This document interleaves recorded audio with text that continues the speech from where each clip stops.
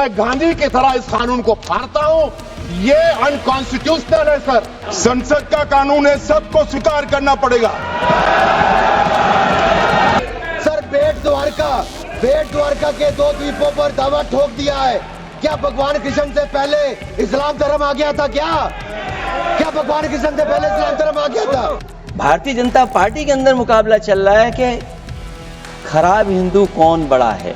इस सामने जितनी पार्टियां हैं उनका राष्ट्रीय अध्यक्ष उन 5 लोगों को ही चुनना है परिवार के।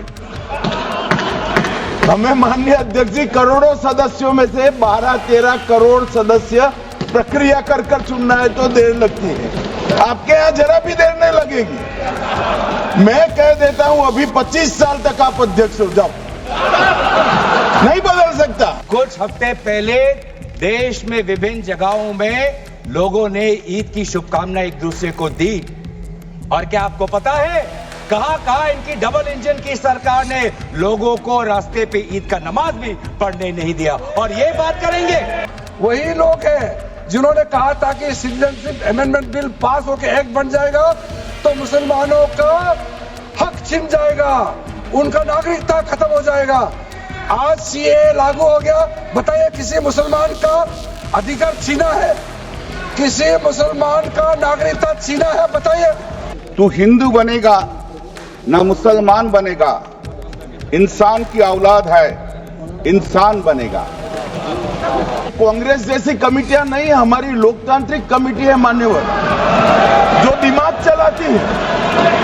कांग्रेस के जमाने में कमिटियां होती थी जो थप्पा लगाती थी। हमारी कमिटी चर्चा करती है, चर्चा के आधार पर विचार करती है और परिवर्तन करती है। हम सब जानते हैं कि हाईकोर्ट के एक फैसले के कारण मणिपुर में 2 समुदायों के बीच में आरक्षण संबंधी विवाद के कारण एक जातीय हिंसा का उद्भव हुआ।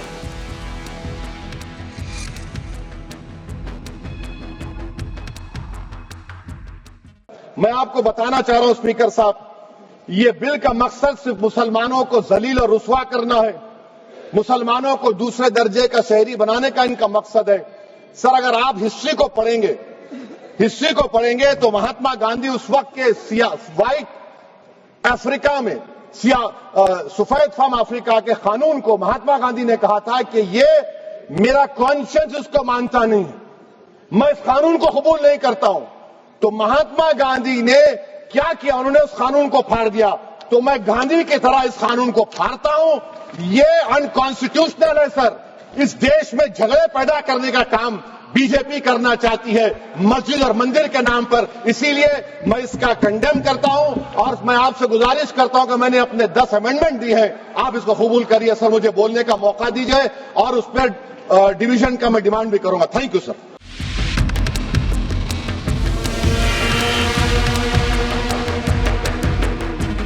पापी वोट बैंक का सवाल है। आप वायनाड में भी चुप रहते हो, कुछ करते नहीं हो। और वायनाड का रहनुमा कहने वाली आज गायब है और वहां पर भी उनकी संपत्तियों पर हो रहा है सर। इसलिए चर्च ने भी कहा सर, केरल में तो रोज ऐसे हो रहा है सर। बेलगाम हो चुका वक्फ बोर्ड, किसानों, मजदूरों, हिंदुओं की जमीनों को इविक्शन नोटिस दे रहा है सर। एर्नाकुलम में सर 404 एकड़ जमीन पर दावा ठोक दिया है। 604 पिछड़े ईसाई और हिंदू परिवारों के घर छीन लिए। त्रावणकोर में सर राज परिवार की जमीन खा गए। केरल में कांग्रेस और वामदल ने मिलकर बिल पास कर दिया। कर्नाटक में 15,000 एकड़ की कहानी मैं आपको बता चुका हूं। तिरुचिरापल्ली में सर इन्होंने एक गांव में 1500 साल पुराने प्राचीन मंदिर के साथ लगती जमीन सर इस पे कब्जा करने की बात कही। सर सूरत के नगर निगम में सर मुगलों की संपत्ति बताने का काम किया सर। नगर निगम को भी सर बेट द्वारका के 2 द्वीपों पर दावा ठोक दिया है। क्या भगवान कृष्ण से पहले इस्लाम धर्म आ गया था? क्या भगवान कृष्ण से पहले इस्लाम धर्म आ गया था?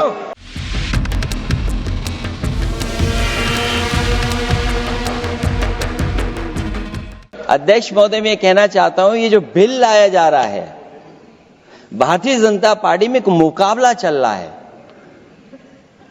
भारतीय जनता पार्टी के अंदर मुकाबला चल रहा है कि खराब हिंदू कौन बड़ा है। और ये बात अध्यक्ष महोदय मैं ऐसे ही नहीं कह रहा हूं, जो पार्टी ये कहती हो कि दुनिया की सबसे बड़ी पार्टी है, अध्यक्ष महोदय वो अपना राष्ट्रीय अध्यक्ष नहीं चुन पाए अभी तक।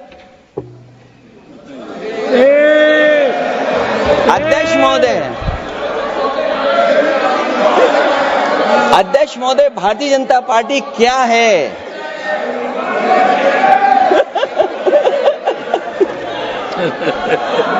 जी, मैं अखिलेश जी ने बहुत हंसते हंसते कहा है, इसको हंसते हंसते जवाब देना। इस सामने जितनी पार्टियां हैं उनका राष्ट्रीय अध्यक्ष उन 5 लोगों को ही चुनना है परिवार के। हमें माननीय अध्यक्ष जी करोड़ों सदस्यों में से 12-13 करोड़ सदस्य प्रक्रिया कर कर चुनना है तो देर लगती है। आपके यहां जरा भी देर नहीं लगेगी। मैं कह देता हूं अभी 25 साल तक आप अध्यक्ष हो जाओ, नहीं बदल सकता।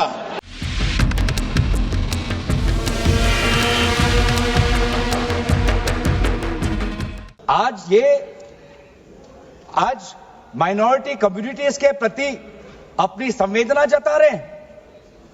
सर, कुछ हफ्ते पहले देश में विभिन्न जगहों में लोगों ने ईद की शुभकामनाएं एक दूसरे को दी। और क्या आपको पता है कहां इनकी डबल इंजन की सरकार ने लोगों को रास्ते पे ईद का नमाज भी पढ़ने नहीं दिया। और ये बात करेंगे आप अल्पसंख्यकों के प्रति अपनी संवेदना जताते हैं। मैं पूछना चाहता हूं कि आपके लोकसभा में कितने एमपीज अल्पसंख्यक हैं? पहले उसका विवरण दीजिए और फिर हमें बताइए कि आपके दिल में कितना संवेदना है।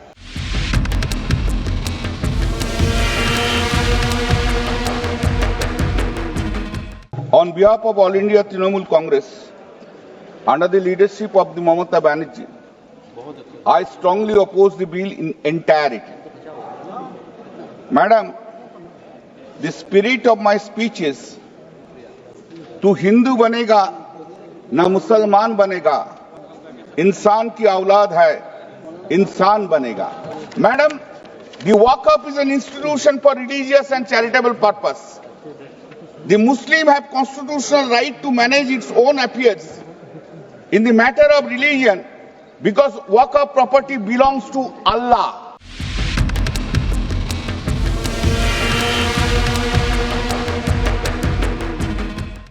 सिटीजनशिप अमेंडमेंट बिल जब लाया गया था, वही लोग हैं जिन्होंने कहा था कि सिटीजनशिप अमेंडमेंट बिल पास होकर एक्ट बन जाएगा तो मुसलमानों का हक छिन जाएगा, उनका नागरिकता खत्म हो जाएगा। आज सीए लागू हो गया, बताइए किसी मुसलमान का अधिकार छीना है? किसी मुसलमान का नागरिकता छीना है? बताइए, क्या आप माफी मांगेंगे? आपने देश भर में घूम घूम कर झूठे बातें फैलाया, आज अब साबित हो गया कि आपने झूठ बोला था, लेकिन आज आप माफी मांगने का भी हिम्मत नहीं रखते हैं। जिगर थाम के आप लोग सुनिए, ये आप आज दोबारा आप मिसलीड करेंगे, गलत बातें करेंगे तो फिर मुंह खाना पड़ेगा आपको। फिर कोई और बिल लेके आएंगे, फिर मैं आपका पर्दाफाश करेंगे फिर से।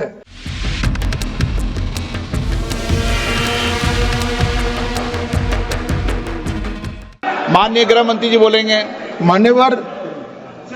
माननीय सदस्य ने जो पॉइंट ऑफ ऑर्डर उठाया है, मैं इसके हार्द को सदन के सामने रखना चाहता हूं। भारत सरकार की कैबिनेट ने इस बारे में एक बिल अप्रूव कर सदन के सामने रखा। आपके द्वारा ये बिल जॉइंट पार्लियामेंट्री कमेटी को दिया गया, जिसका विपक्ष का भी बड़ा आग्रह था। कमेटी ने इस पर सुविचारित रूप से अपना मत प्रकट किया। वो जो मत प्रकट हुआ, वो मत फिर से कैबिनेट के सामने गया। कमेटी के जो सुझाव थे, ये भारत सरकार की कैबिनेट ने स्वीकार किए और अमेंडमेंट के रूप में किरण रिजिजू जी लेकर आए। ये तभी होता है जब ये ऑफिशियल अमेंडमेंट कैबिनेट की अनुमोदन के बगैर आता है। मान्यवर, मैं नहीं मानता इसमें कोई पॉइंट ऑफ ऑर्डर है और आपका ही आग्रह था कि कमिटी ज्वाइंट पार्लियामेंट्री कमिटी बने। अगर कमिटी ने कोई बदलाव ही नहीं करने हैं तो ये कांग्रेस जैसी कमिटियां नहीं, हमारी लोकतांत्रिक कमिटी है मान्यवर, जो दिमाग चलाती है। कांग्रेस के जमाने में कमिटियां होती थी जो थप्पा लगाती थी। हमारी कमिटी चर्चा करती है, चर्चा के आधार पर विचार करती है और परिवर्तन करती है।